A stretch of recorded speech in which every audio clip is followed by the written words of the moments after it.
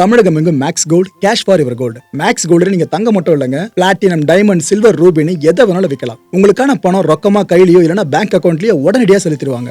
Market மதிப்பை விட 100 ரூபாய் ஒரு கிராமுக்கு உங்களுக்கு கூடுதலாக கிடைக்கும். தமிழ்நாடு முழுக்க டோர் ஸ்டெப் சர்வீஸும் இவங்க ப்ரொவைட் பண்றாங்க. உங்களுக்கு கோல்ட விற்கணும்னு அதுக்கு ஒரே ஒரு பெஸ்ட் பிளேஸ் மேக்ஸ் கோல்டு தான். கால் 04445454545. வணக்கம். Big topic with Karthik Mayakumar. இந்த தலைமுறையினர் இருக்கீங்களா, உங்களை பல பேருக்கும் இந்த ஐயாவை தெரிஞ்சிருக்காதுன்னு நம்புறேன். ஆனால் நாமெல்லாம் தெரிஞ்சிக்க வேண்டிய முக்கியமான ஒருத்தர். போர்க்காலத்தில் ஆயுதமேந்தி போராடுறவங்க மட்டும் போராளிகள், அது இதுன்னு சொல்லுவோம்ல, மாவீரர்கள்னா. ஆனால் மைக்கை பிடிச்சி அது ஒரு ஆயுதமாக மாற்றி பல பேர் மனசில் யுத்த தாகத்தை விதைச்சவர். தமிழீழம் சார்ந்த கனவை மலர வச்சவர், பெருசாக மலர வச்சவர் ஐயா. அவர் இப்போ நம்மளை விட்டு பிரிஞ்சிருக்காருங்க, காலமாயிட்டார். தேனிசை செல்லப்பா இருக்கார்ல, அவரோட மறைவு சார்ந்து தான் பல விஷயங்கள் பார்க்க போகிற நிகழ்ச்சிகளை போகலாம்.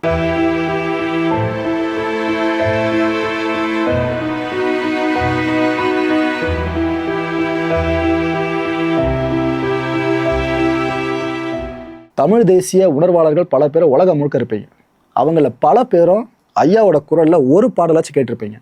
இப்போ வரைக்கும் யூடியூப்ல அவைலபிளாக இருக்குது. சமூக வலைதள பக்கங்கள் எங்கே போனாலும் அவரோட குரல் அவைலபிளாக தான் இருக்குது. அந்த அளவுக்கு தமிழ் தேசிய உணர்வு இருக்குல்ல, இதை பல பேர் மனசில் விதைச்ச பெருமை ஐயாவுக்கு இருக்குது. நூற்றுக்கணக்கான பாடல்களை அவர் பாடியிருக்காருங்க. இப்போ வரைக்கும் 21ஆம் தேதி, கடந்த 21ஆம் தேதி தான் ஐயாவுக்கு 85வது பிறந்தநாள் கொண்டாடப்பட்டுச்சு. ஆனால் கால கொடுமையை பார்த்தீங்களா, இப்போ ஐயா நம்மளோட இல்லை, அவர் காலமாகி இருக்காருங்க. தேனிசை செல்லப்பா அவர்கள். ஐயா பற்றி சொல்லணும் அப்படின்னா, நம்ம தென்காசி இருக்குல்ல, அங்கே இருக்க சிங்கிலிப்பட்டி இருக்குது பாருங்க, அங்கே தான் பிறந்தாப்புல. தூத்துக்குடியில் நம்ம எம்ஆர் ராதா இருக்கார்ல, அப்போலாம் நாடக உலகத்தில் கொடிகட்டி பறந்தாராச்சு நடிகை வளவர்கள். அந்த ட்ரூப்பில் சேர்றாப்புல. இவர் யங்ஸ்டராக இருக்கும்போது அந்த ட்ரூப்பில் ஜாயின் பண்ணுறாரு. இதுக்கப்புறம் நாடக குழுவில் தன்னால் முடிஞ்ச பங்களிப்பை பெருசாக செலுத்துறாப்புல. அந்த டைமில் இருந்த பல பேர் இவரை பார்த்து வியந்திருக்காங்க, நல்ல டேலண்டடாக இருக்காப்புலையே அப்படின்ட்டு. அதாவது பாடல் சார்ந்து நினைப்பீங்க, ஒரு பாடகராக அசத்துறது மட்டும் கிடையாது, ஒரு நல்ல நடிகராகவும் தன்னை நிலைநிறுத்திருக்காரு அந்த நாடக குழுவில். ஸோ ஆரம்பித்த இடமே கலை உலகம் அவருக்கு பெரிய சிவப்பு கம்பளை விரித்து வரவேற்றிருக்கா. அவர் வியர்வை ரத்தமாக சிந்தி உழைச்சிருக்காரா. பெரியாரோட மன்னார்குடி ஈவெண்ட் ஒன்று, அதாவது தேசப்பட எரிப்பு போராட்ட விளக்க மாநாடு. இதில் செல்லப்பா அவர்களுக்கு பாடல் பாடுற வாய்ப்பு கிடைக்குதுங்க பெரியார் மேடையில். அந்த மேடையில் ஏறுறாரு, பாடுறாரு. பாடின பிற்பாடு எங்கே பார்த்தாலும் அந்த உணர்ச்சி வச பெருக்களை பல பேரும் கிளாப்ஸ் அடித்து இவரை பயங்கரமாக யார் என்னன்ற மாதிரி தேடி பார்க்க ஆரம்பிச்சிட்டாங்க. சூப்பராக பாடுறாப்புலையே, வாய்ஸ் அருமையாக இருக்கே, கணீர் கணீர் அப்படின்னு பல பேரும் பேச ஆரம்பிச்சிட்டாங்க. இதோட நீட்சி என்னாச்சு, நாம் தமிழர் இயக்கம் இப்போ இருக்கிற கட்சிங்க. நான் சொல்ல இயக்கத்தை பற்றி சொல்கிறேன். நாம் தமிழர் இயக்கத்தோட அன்றைய தலைவர் இருக்கார்ல, சிப ஆதித்தனார் அவர்கள், இவர் உருகிறாப்புல, இவர் பாடலை கேட்டு உருகிறாப்புல, பயங்கரமாக அருமையாக பாடுறாரு அப்படின்ட்டு. இதுக்கப்புறம் என்ன ஆகுதுன்னா, நாம் தமிழர் இயக்கத்தோட மேடைகள் இருக்குல்ல, அங்கே இவர் பாடல் பாடுவதற்கான வாய்ப்பு உருவாக்கி தரப்படுது. திராவிடர் கழக மேடைகள்லையும் தன்மான பாடல்களை பயங்கரமாக பாடினாப்புல. ஒரு பக்கம் தமிழ் தேசியம் சார்ந்து சித்தாந்தம் இருக்கிற தரப்பாக இருக்கட்டும், இன்னொரு பக்கம் திராவிட சித்தாந்தம் பேசுகிறவங்களா இருக்கட்டும், அவங்க மத்தியில் கொடிகட்டி பறந்த ஒரு காலத்தில் தேனிசை செல்லப்பா அவர்கள் தான். பேபி சுப்பிரமணியம் ஈழ விடுதலை போராளிங்க, முக்கியமான விடுதலை போராளி. இவர் மேதகு பிரபாகரன் அவர்கள்கிட்ட செல்லப்பா அவர்களை அறிமுகப்படுத்திய தீரணும்னு முடிவு பண்ணுறாப்புல. இந்த சந்திப்பு எங்கே நடந்துச்சு நினைக்கிறீங்க?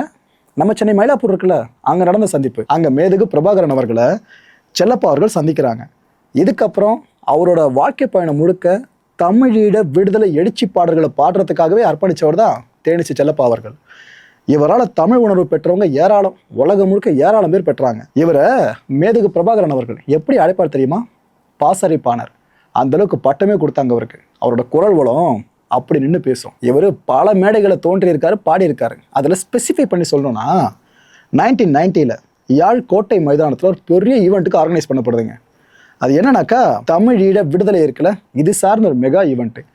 கிட்டத்தட்ட 5 லட்சம் தமிழர்கள் திரண்டாங்க அந்த இடத்துல. அவ்வளோ பேர்களோட காதுகள்லையும் ஒலிச்ச பாடல் வேற யாரதும் இல்லை, ஐயாவோட பாடல் தான். செல்லப்பா அவர்களோட ஈழ விடுதலை பாடல்கள் இருக்குல்ல, இதோட எழுச்சி என்னன்றத அங்கே தான் பல பேர் விட்னஸ் பண்ணாங்க. இதுக்கப்புறம் தொடர்ந்து ஐயாவோட பாடல்களை கேட்க ஆரம்பித்தாங்க. அண்ட் இதை தொடர்ந்து லண்டனில், ஆக்சுவலாக இவர் தடைலாம் விதிச்சிருந்தாங்க லண்டனில், தெரியுமா? அந்த டைமில் உங்களுக்கே தெரியுமே, அமைப்பு சார்ந்து இருக்காங்கனாக்கா அந்த தடைகள் அப்பப்போ போடப்பட அப்பப்போ விலக்கி கொள்ளப்படுவேன். அந்த டைமில் லண்டனில் இவர் மேலே போட்டிருந்த தடையை விலக்கிட்டாங்க. ஸோ இதுக்கப்புறம் அவங்க போயிட்டு அவர் பாடலால் கிளம்பி போகிறாருங்க. ஈழத்தமிழர்கள், அதாவது லண்டனில் அவ்வளோ பேர் இன்னும் வசிச்சுட்டு இருக்காங்களா, புலம்பெயர் தமிழர்களா, அவங்க மத்தியில் செல்லப்பா அவர்கள் பாடுறாங்க. இந்த ஈவெண்ட்டில் ஒரு பாடின பாடல் இருக்குல்ல, அதை கேட்ட மனம் முருகாதவங்க அங்கே யாரும் இருக்க முடியாதான் சொல்லணுங்க. அந்தளவுக்குலாம் உணர்ச்சி மிகுதிக்கு போயிட்டாங்க. ஏன்னா அந்த பாடல் வரிகள் ஒன்றொன்றும் அவங்க மனசில் ஏற்படுத்துகிற தாக்கம் இருக்குல்ல, பழைய நினைவுகள் இருக்குல்ல, ஈழத்தில் அவங்க இருந்த நினைவுகள் இருக்குல்ல, அது எல்லாமே மனசில் வந்து எல்லாம் அழ ஆரம்பிச்சிருந்தாங்க. அந்த கண்ணீர் இருக்குல்ல, அதெல்லாம் விலை மதிக்க முடியாததுங்க. அப்பேற்பட்ட ஒரு உணர்வை எல்லார் மனசில் விதைச்ச ஒரு உன்னத கலைஞர் தான் நம்ம தேனிசை செல்லப்பா அவர்கள். சில உலகம் முழுக்க இந்த காணொலி பயங்கரமாக ட்ரெண்டிங்கில் ஓடிச்சு. என்ன இந்தளவுக்கெல்லாம் ஃபீல் பண்ணுறாங்க, அப்படி என்ன விஷயம் நடந்துச்சுன்னு இலங்கையில் நடந்த பல விஷயங்களை, யுத்தகால நிகழ்வுகளை அவங்க தெரிஞ்சிக்க ஒரு வாய்ப்பை அதை ஏற்படுத்தி விட்டு இருந்துச்சு. அந்தளவுக்கெல்லாம் பெருசாக பார்த்துருந்தாங்க.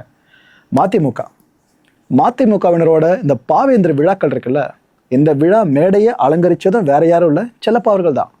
அந்த மேடைகள் ஒரு பாடின பாடல் இருக்குல்ல, அதுவும் அந்த அளவுக்கு ரசிக்கப்பட்டுச்சு. அதாவது கட்சி பேதங்கள் இல்லாமல் எல்லா அரசியல் தலைவர்களும் முக்கியமானவராக ஒருத்தர் மனசில் வச்சுருந்தாங்க.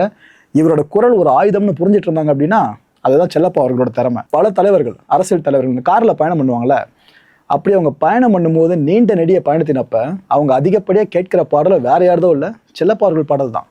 காரில் ஏறினாங்கன்னா போதும், ஐயா பாட்டை போடுங்க அப்படின்னு சொல்லி அந்த பாடலை ஃபுல்லாக கேட்டுகிட்டே வர பழக்கம் பல அரசியல் கட்சி தலைவர்கள் மத்தியில் இருந்திருக்கு. குறிப்பாக ஆனால் வைகோ இருக்கார்ல, அவர் இன்னும் ஒரு சில சாதனை நீங்கள் சொல்ல முடியும். திருமாவளவன் அவர்கள் வரைக்கும் இப்போ இரங்கல் பதிவு பண்ணியிருக்காங்க.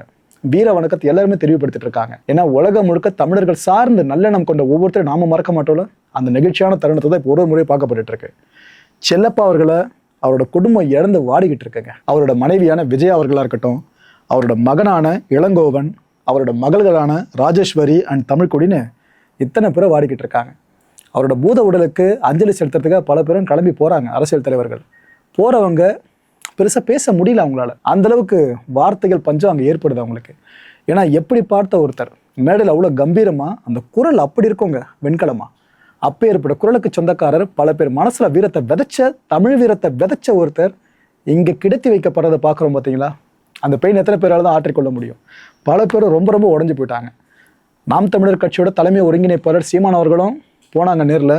போனவர் வீர வணக்கம் செலுத்தினார். அதுக்கப்புறம் பல விஷயங்களையும் ஊடகங்கள் மத்தியில் ஷேர் பண்ணியிருந்தார்.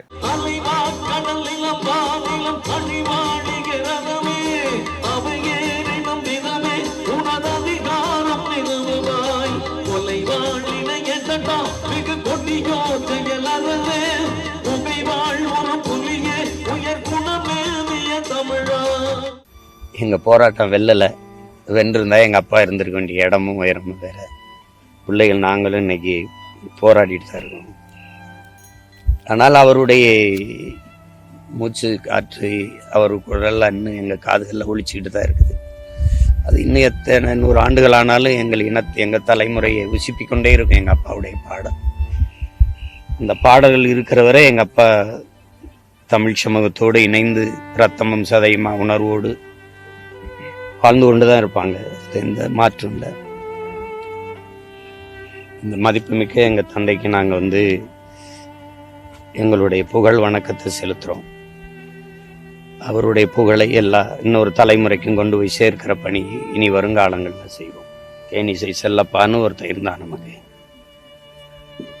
அரிதினும் அரிதா தோன்றி ஒரு துளி சமரசம் இல்லாமல் இந்த மண்ணுக்கு மக்களுக்குமாக தன் குரலால் போராடியது, வாளால் போராடியது, துவக்கால் போராடியது, தன் குரலால் போராடி ஒரு போர்க்களத்தையே பிரளயப்படுத்திய பெருமகன் எங்களுடைய அப்பா. அவருக்கு எங்களுடைய புகழ் வணக்கத்தை செலுத்துகிறோம். ஒரு நல்ல தலைவருக்கும் நல்ல கலைஞருக்கும் எப்பவுமே சாவே கிடையாது, அமரத்துவம் ஏதுவாங்க நம்ம அடிக்கடி பேசியிருக்கோம்ல, அது ஐயா விஷயத்துல தெளிவாக பொருந்தவங்க. ஏன்னா இவர் வாழ்ந்த காலத்தில் குரலை அந்த அளவுக்கு பெரும் ஆயுதமாக பயன்படுத்தியிருக்காரு. அது ஒர்க் அவுட் ஆயிருக்கு. அதுதான் முக்கியமான விஷயம். பல பேர் மனசுல தமிழீழத்தாகம் இயந்துவதற்கு பிரதான வாய்ப்பை ஏற்படுத்துறது ஐயாவோட குரல் தான். இந்த வீடியோவை பொறுத்தவரைக்கும் நாமெல்லாம் பிரார்த்திக்க வேண்டியது ஒரே ஒரு விஷயம் தாங்க. மாவீரர்களை நாம இன்னும் ஒரு கணமும் நினைச்சிட்டு இருக்கோல, அவங்களுக்கான அகவணக்கத்தை ஒரு முறை செலுத்திக்கிட்டு இருக்கோல, வீர வணக்கத்தை செலுத்திக்கிட்டு இருக்கோல, அந்த பட்டியலில் ஐயா பேரையும் சேர்த்து இதுக்கப்புறம் அவர் சார்ந்த வீர வணக்கத்தையும் நம்ம செலுத்தியே தீரணுங்க. ஏன்னா ஒருத்தர் மறைஞ்ச பிற்பாடு தான் தெரியும் அவர் எப்பேற்பட்ட வாழ்க்கையை வாழ்ந்துட்டு போயிருக்காருன்னு. ஐயாவோட மறைவுக்கு பிற்பாடு இந்த தலைமுறை கண்டிப்பாக ஐயாவை பற்றி தெரிஞ்சிருப்பீங்கன்னு நினைக்கிறேன். இன்னும் நான் சொன்னதை விட நிறைய விஷயங்கள் இருக்குங்க. நீங்கள் இணையத்தில் தேடி பார்த்தீங்கன்னா அவ்வளோ விஷயங்கள் அவைலபிளாக இருக்குது. டைம் இருக்கும்போது ஐயாவை பற்றி தெரிஞ்சுக்குங்க. எந்த அளவுக்கு சிந்தனை சார்ந்த பெரிய மனுஷன் திறமையை வெளிப்படுத்துறதுல மேடையில மைக்கை பிடிச்சாரு அப்படின்னா அதுல எந்த அளவுக்கு திறமைசாலின்ற விஷயங்கள் எல்லாமே உங்களுக்கு புரிஞ்சிடும். அது மட்டும் இல்ல, ஒருத்தவங்களை அவ்வளோ சீக்கிரம் எமோஷனலாக ட்ரிகர் பண்ணிட முடியாது. ஆனால் பாடல் மூலமா அதை பண்ணவர் தான் ஐயா அவர்கள். ஐயாவோட ஆன்மா சாந்தி அடைய இறைவனை பிரார்த்தனை பண்ணுவோம். மாவீரர்களோடு இந்த மாவீரருக்கும் வணக்கத்தை செலுத்துவோம். அடுத்த நிகழ்ச்சியை சந்திக்கலாம். நன்றி, வணக்கம். தமிழகம் எங்கும் Max Gold, cash for your gold. Max Gold நீங்க தங்க மட்டும் இல்லைங்க, பிளாட்டினம், டைமண்ட், சில்வர், ரூபினி எதை வேணாலும் விற்கலாம். உங்களுக்கான பணம் ரொக்கமா கையிலயோ இல்லைன்னா பேங்க் அக்கௌண்ட்லயோ உடனடியாக செலுத்திடுவாங்க.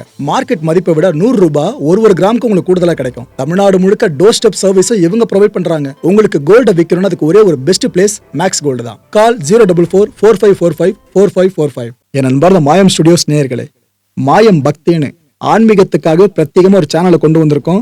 மறக்காம சப்ஸ்கிரைப் பண்ணி அந்த சேனலுக்கு உங்களோட ஆதரவை மனப்பூர்வமா தெரிவிங்க. வணக்கம் மாயம் ஸ்டுடியோஸ் நண்பர்களே.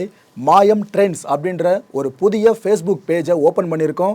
நீங்கள் யூடியூப்பில் பார்த்துட்டு இருக்கீங்களா நம்மளோட கான்டென்ட்ஸ்லாம். இதெல்லாம் விட ஒரு படி மேலே ரொம்ப கிறிஸ்பாகவும் ரொம்ப சூப்பராகவும் நிறைய கான்டென்ட்ஸ் உங்களுக்கு இந்த பேஜில் காத்துட்ருக்குங்க. ஸோ உடனடியாக ஃபேஸ்புக் பிளாட்ஃபார்ம் போங்க, மாயம் ட்ரெண்ட்ஸ்னு டைப் பண்ணி சர்ச் பண்ணி நம்ம பேஜை ஃபாலோ பண்ணுங்கள். அப்படியே நம்ம சேனலையும் நீங்கள் சப்ஸ்கிரைப் பண்ணிட்டீங்க அப்படின்னா இன்னும் நிறைய புது கான்டென்ட்ஸை உங்களுக்காக ப்ரொடியூஸ் பண்ணி கொடுத்துக்கிட்டே இருப்பாங்க. நீங்கள் பண்ணுற ஒவ்வொரு சப்ஸ்கிரிப்ஷனும் எங்களுக்கு பெரிய மோட்டிவேஷனாக அமையும்.